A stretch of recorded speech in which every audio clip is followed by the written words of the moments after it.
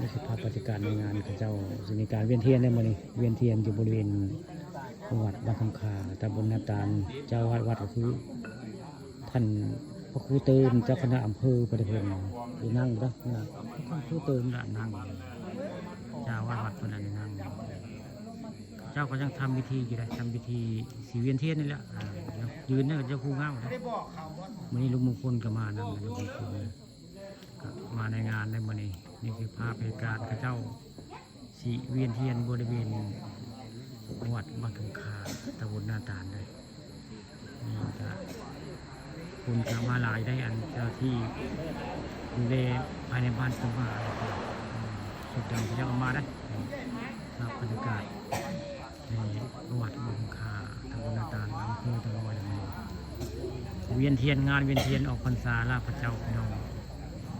ออกพรรษาลาพระเจ้าอยู่บ้านคำคาเมื่อนี้พระเจ้าทำพิธีนะแสดงกับเวียนเทียนประจำปีเนาะทุกปีก็มีเข้าพรรษาและออกพรรษาเมื่อนี้คือเป็นเมื่อออกพรรษานะออกพรรษาเวียนเทียนมานี่อยู่บริเวณวัดบ้านคำคาตำบลนาตาลอำเภอเตางอยได้ผู้หาปนคำประชุมก็ได้เอาภาพบรรยากาศในงานได้ในงานมาให้เบิ่งมาให้ชมนี่คือภาพบรรยากาศในงานแล้วงานแห่เทียนออกพรรษาลาพระเจ้าแล้วมื้อนี้คนก็มาหลายคนได้ครับบริเวณ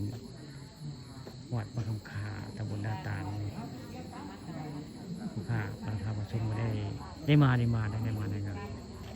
ภาพในงานมาให้เบิ่งได้สีภาพไปเบิ่งกับเจ้ากันจุดเทียน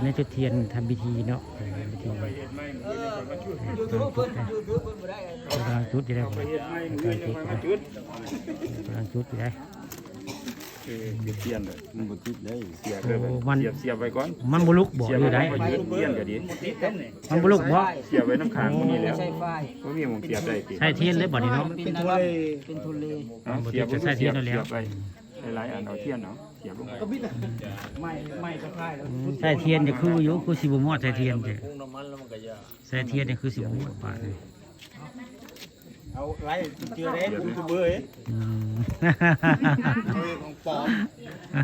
เจอได้ในแก้ไขได้มันบุติดไปได้เนี่ยเทียนครับใบจูทูบมันบอกวันนี้ยันได้3 ตัวอยู่